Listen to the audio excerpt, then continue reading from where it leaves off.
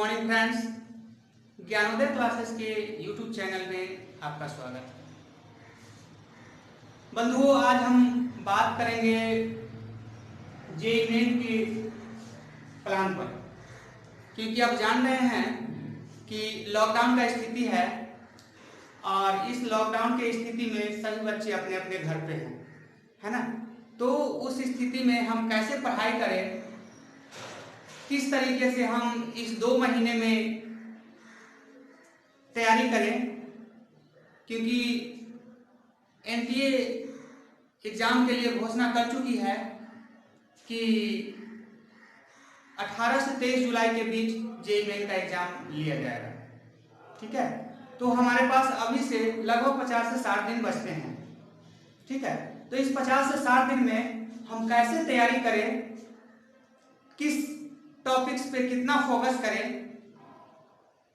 इसके बारे में जानना बहुत जरूरी होता है। सबसे पहले किसी भी काम को करने से पहले आप एक प्लान को सेटअप करें, क्योंकि बिना प्लान के अगर कोई भी काम करेंगे तो आप लक्ष्य तक कभी नहीं पहुंच सकते हैं। ठीक है, तो इस प्लान को हम कैसे बनाएं, किस तरीके से बनाएं और कैसे को अपने आप को आगे बढ़े, ताकि हम जेईई मेन के एग्जाम नजदीक पहुंचते पहुंचते 8 दिन पहले तक हम अपने जो सिलेबस है उसको हम कवर कर लें। ठीक है, तो सबसे पहले मैं आप लोगों को बता दूं कि इस चीजों के लिए आप सबसे पहले इस चीजों को थिंकिंग करें कि आपने जो ये 2 साल में या जेईई मेन के सिलेबस को पढ़ा, उसमें कौन से टॉपिक आपका बेस्ट है, कौन से टॉपिक पे आपका कमांड है। ठीक है, तो इस टॉपिक को उतना ही मजबूत करें। लेकिन सबसे बड़ी बात ये रखें कि इस चीजों को प्लान बनाने से पहले हम प्रीवियस ईयर में पूछा हुआ जो क्वेश्चन है उसको हम एनालिसिस करें कि प्रीवियस ईयर में किस टॉपिक से कितना नंबर ऑफ क्वेश्चन पूछा गया है। ठीक है, तो हम प्रीवियस ईयर के जो टॉपिक्स हैं उस डेटा के अकॉर्डिंग हम एनालिसिस करते हैं। ठीक है, और देखते हैं कि किस टॉपिक से कितना क्वेश्चन पूछा गया है और उसी आधार पे अब हम उस पर कैसे तैयारी करें। ठीक है, तो आइए देखते हैं डेटा को एनालिसिस करके। लेकिन बच्चों, आज मैं आप लोगों को बता दूं कि हमारा जो इस मोटिवेशनल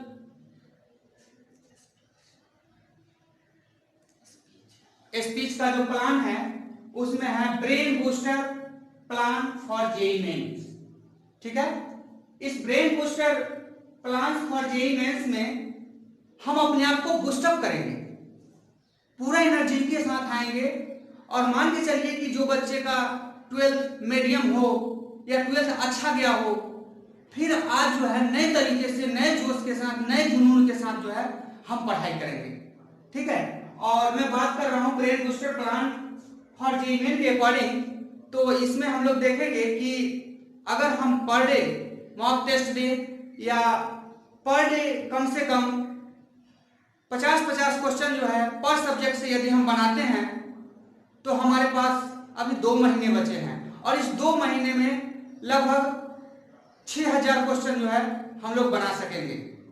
ठीक है, तो इस तरीके से हमारे पास जो क्वेश्चन जेईई मेन पूछेगी मात्र 25 क्वेश्चन पूछेगी, तो क्या हम लोग 20 भी क्वेश्चन अच्छे ढंग से नहीं बना सकते हैं? बिल्कुल बना सकते हैं। इसीलिए आज से ही आप उठ जाइए, जाग जाइए और पूरे एनर्जी के साथ आप बनाना स्टार्ट कीजिए। ठीक है, और दिन रात जो है प्रैक्टिस कीजिए, करते रहिए, प्रैक्टिस करते रहिए और देखिए कि आप जो है किस तरह से आप अपने मंजिल को प्राप्त करेंगे। ठीक है, तो आइए हम कुछ डेटा को एनालिसिस करते हैं और आगे बढ़ते हैं। ठीक है, तो ये आपका डेटा है जिसमें कि हम एक एक डेटा करके एनालिसिस करेंगे और उसके बारे में जानेंगे। ये जो हमारा प्रीवियस ईयर 2019 में जो पूछा गया है मैथमेटिक्स में, उसका सारा डेटा एनालिसिस है। ठीक है, तो इसमें हम देखेंगे कि ट्रिग्नोमेट्री से एक क्वेश्चन पूछा हुआ है जो 4 मार्क्स का है और ये जो है 3.33% इसका वेटेज है। मतलब यहाँ से एक चीज मुझे पता चल रहा है कि अगर 1 नंबर का क्वेश्चन होगा एक क्वेश्चन यदि पूछा तो वेटेज उसका 3.33% होगा। ठीक है, यदि 2 क्वेश्चन होगा तो 6.67% वेटेज होगा। ठीक है, तो इस तरीके से हम लगभग यही जो डिफरेंसेस है, इसके बाद हम देख लेते हैं कि किस टॉपिक से कितना वेटेज है। तो ट्रिगो से आपको एक क्वेश्चन पूछा गया है, क्वाड्रेटिक इक्वेशन से एक क्वेश्चन, डिफरेंशिएशन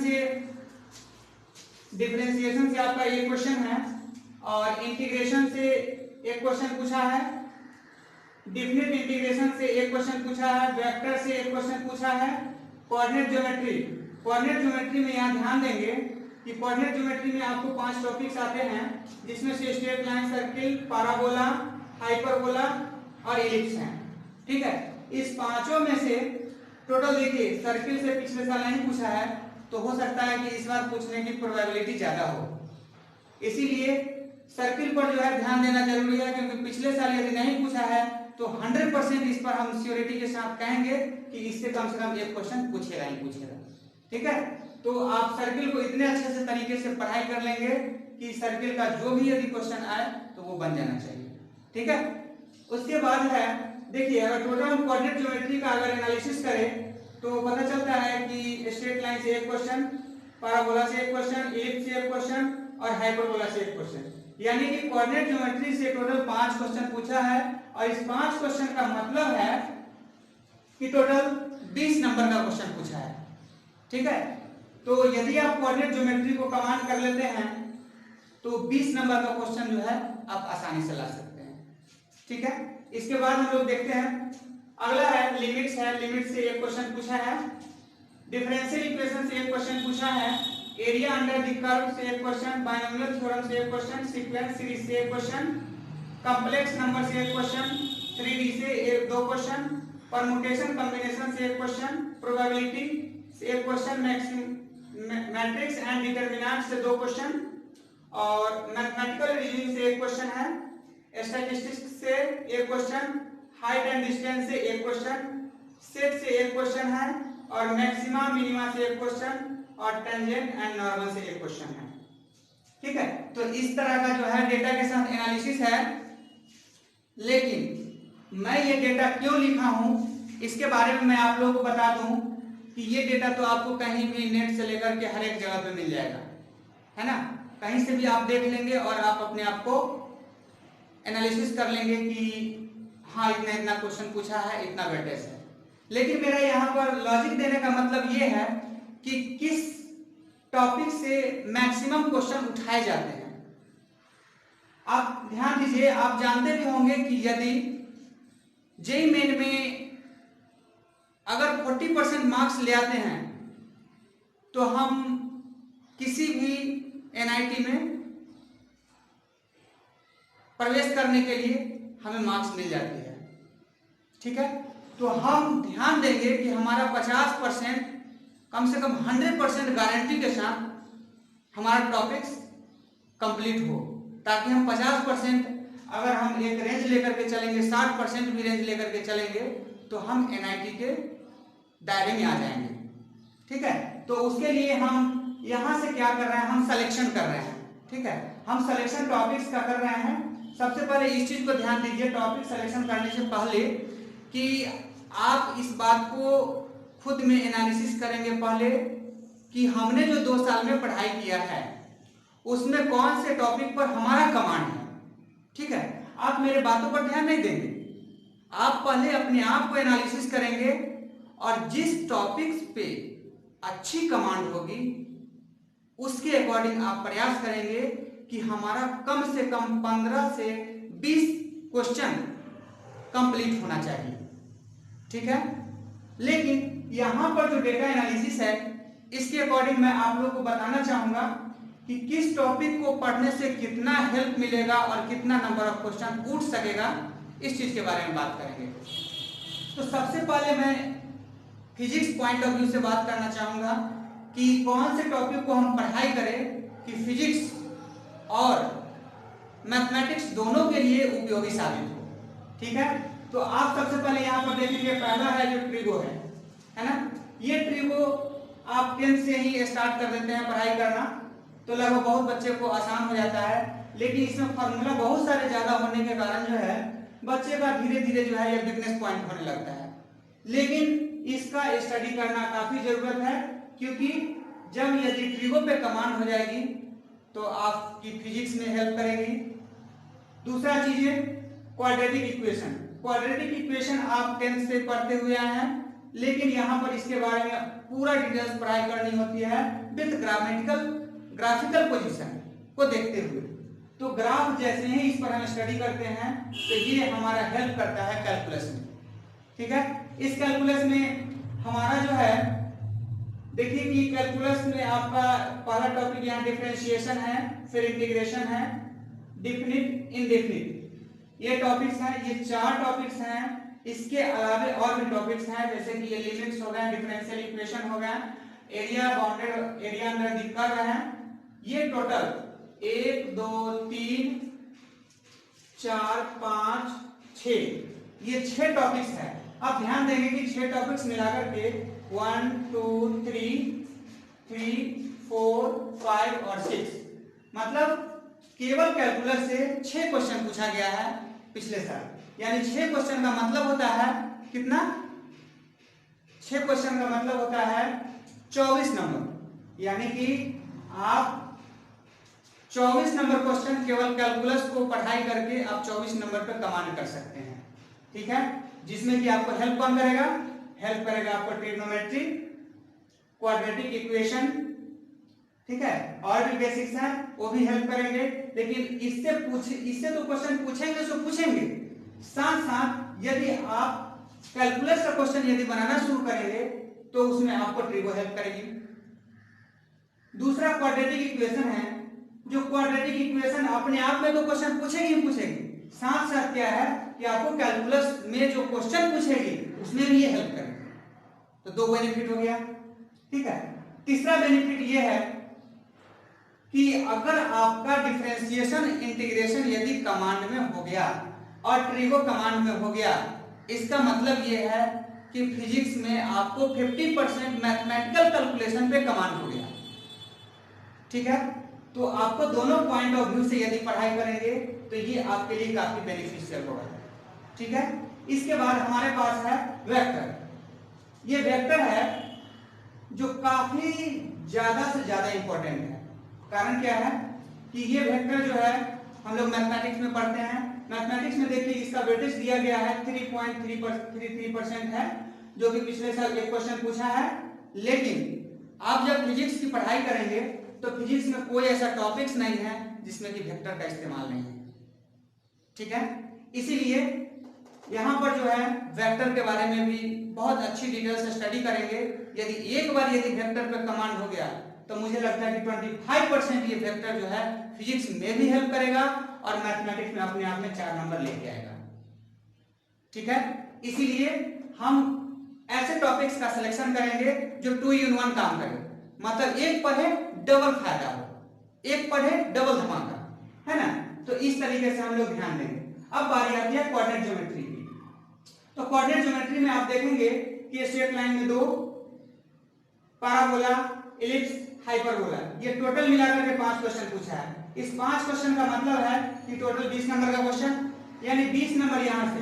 लेकिन इसका सबसे बड़ा बेनिफिट क्या है, देखेंगे कि जैसे ही यदि हम कोऑर्डिनेट ज्योमेट्री को स्टार्ट करेंगे तो इसमें आपका स्ट्रेट लाइन है, सर्किल है, पैराबोला है, इलिप्स है, हाइपरबोला। ये जब पढ़ेंगे तो ये आपको उलट करके कहां फायदा होगा? ये तो सबसे पहले अपने आप में 20 नंबर का क्वेश्चन पूछेगा।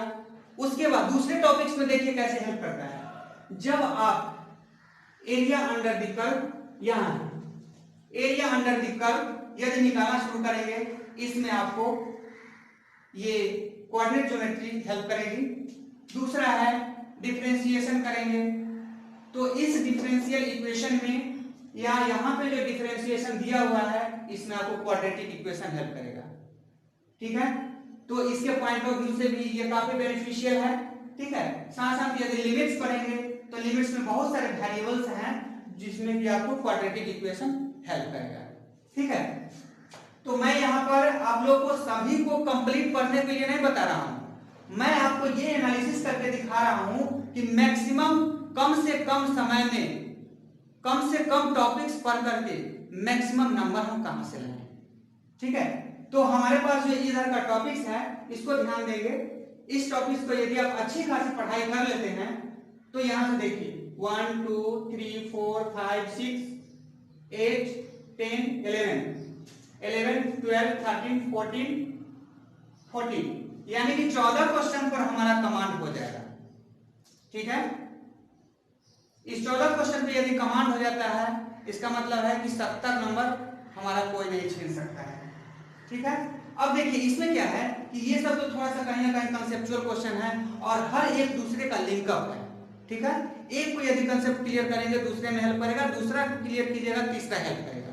ठीक है, इसके अलावे हम और भी क्वेश्चन अपने नंबर को कैसे बूस्टअप करें ये चीज देखिए। इसमें सबसे जो इजी टॉपिक्स होंगे वो आपका हाइट एंड डिस्टेंस है, जो कि ट्रिगोनोमेट्री पे बेस्ड है।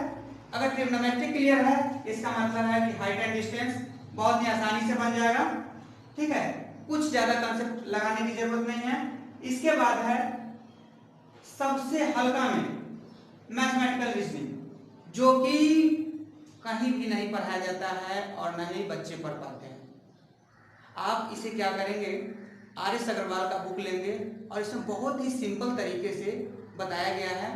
ठीक है, आर.एस. अग्रवाल में आप पढ़ेंगे, ज्यादा नहीं, मुश्किल से 3-4 पेज का है ये मैथमेटिकल रीजनिंग, लेकिन ये बहुत ही आसान है, बस सिंबॉलिक तरीके का है।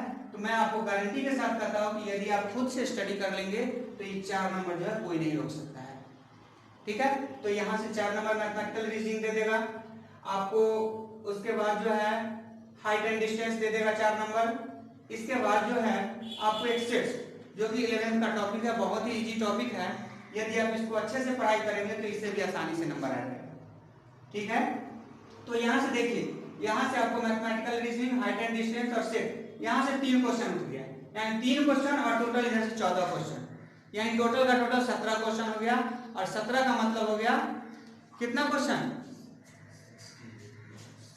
68 मार्क्स का हो गया। ठीक है, तो 68 मार्क्स का हो गया तो ये कम नहीं होता है, काफी अच्छा नंबर आ गया। ठीक है, तो ये आपको जो है इतना यदि आप एनालिसिस कर लेते हैं, पढ़ाई कर लेते हैं, तो ये आपके लिए मैं 100% दावे के साथ कहूंगा कि आप जो है एनआईटी के लिए एलिजिबल हो जाएंगे। ठीक है, हाँ, कुछ बच्चे काफी ज्यादा ब्रिलियंट होंगे, तो वैसे बच्चे के लिए मैं कहूंगा कि आप सीक्वेंस देख लीजिए, इसमें बाइनोमियल थ्योरम भी है, सीक्वेंस सीरीज है, कॉम्प्लेक्स नंबर। हाँ, एक चीज ध्यान रखिए, जैसे ही यदि आप इस कोऑर्डिनेट ज्योमेट्री को पढ़ाई कर लेते हैं तो उस आधार पर ये कॉम्प्लेक्स नंबर भी काफी आसान हो जाता है, क्योंकि आप जब तक स्ट्रेट लाइन को नहीं पढ़ेंगे, स्ट्रेट लाइन और सर्किल का एनालिसिस जो है आपको कॉम्प्लेक्स नंबर में काफी ज्यादा है, इसके अलावा और भी है, तो ये आपको काफी जो है आसान हो जाएगी। ठीक है, इसके अलावा 3D है, जो कि आपको स्ट्रेट लाइन जैसे ही पढ़ेंगे तो स्ट्रेट लाइन 2D पर होता है, तो यहाँ बस उसी का बूस्टर यानी बूस्टअप 3D हो गया, तो 3D में आपको हेल्प करेगी स्ट्रेट लाइन। ठीक है, तो इस तरीके से ये भी आप देख सकते हैं। लेकिन इसके अलावा वैसे बच्चे जो बिहार बोर्ड से हैं, जिनका इंग्लिश लैंग्वेज पे कमांड बहुत कम है, तो वो तो ऐसे ही इंग्लिश लैंग्वेज से भागते रहते हैं। ठीक है, तो वैसे बच्चे जो है इतने टॉपिक्स को पढ़ाई करके आसानी से अच्छा नंबर ला सकते हैं। लेकिन अगर सीबीएसई के बच्चे हैं तो उनको तो लैंग्वेज का कोई प्रॉब्लम नहीं होना चाहिए, तो वो बच्चों के लिए परम्यूटेशन कॉम्बिनेशन, जो कि थियोरेटिकल क्वेश्चन आता है, क्वेश्चन अधिक आंसर 1 पॉइंट में, तो ऐसे है। उसके बाद प्रोबेबिलिटी हो गया, उसी तरह का क्वेश्चन है, तो इसको भी आसानी से आप लोग बना सकते हैं। इसके बाद है मैट्रिक्स एंड डिटरमिनेंट, तो ये तो आपका मैथमेटिकल कैलकुलेशन के साथ साथ थोड़ा सा कंसेप्चुअल भी है, तो मजा आएगा इसमें, तो ये भी जो है आप आसानी से बना सकते हैं। हालांकि इसका वेटेज भी 2 है क्वेश्चन का, तो आप आसानी से बना सकते हैं। ठीक है, तो इस तरह से आपका ये टेंजेंट, नॉर्मल, मैक्सिमम, मिनिमम, ये 2 टॉपिक्स हैं जो कि कहीं ना कहीं कैलकुलस का पार्ट है। ठीक है, तो देखिए 2 क्वेश्चन यहाँ से ही पूछा है, तो कैलकुलस में आपको टोटल 5 और इधर 2 यानी कि 7 क्वेश्चन पूछे हुए हैं। ठीक है, तो इसका मतलब है कि आप कैलकुलस, कोऑर्डिनेट ज्योमेट्री और ट्रिगो, ये 3 टॉपिक्स यदि उठा लेते हैं तो आप जो है 75 से 80 नंबर आराम से आप उठा सकते हैं। ठीक है, तो इस तरह से आप जो है एनालिसिस करके आप खुद से अपने आप में मंथन कीजिए और एक नए एनर्जी के साथ जो है आप फिर से पढ़ाई कीजिए। और इस 2 महीना का मतलब होता है 60 दिन, और इस 60 दिन का मतलब होता है कि कम से कम 6000 क्वेश्चन बनना चाहिए। ठीक है, पर डे यदि हम बनाते रहेंगे तो काफी ज्यादा जो है इम्प्रूवमेंट होगा, और आज जो आपने नहीं सोचा है वो आपका कल आने वाला भविष्य होगा। ठीक है, तो मैं आपके भविष्य के लिए शुभकामना करता हूं कि आप जो है अच्छे से पढ़ाई करें और आप अपने भविष्य को संभालें।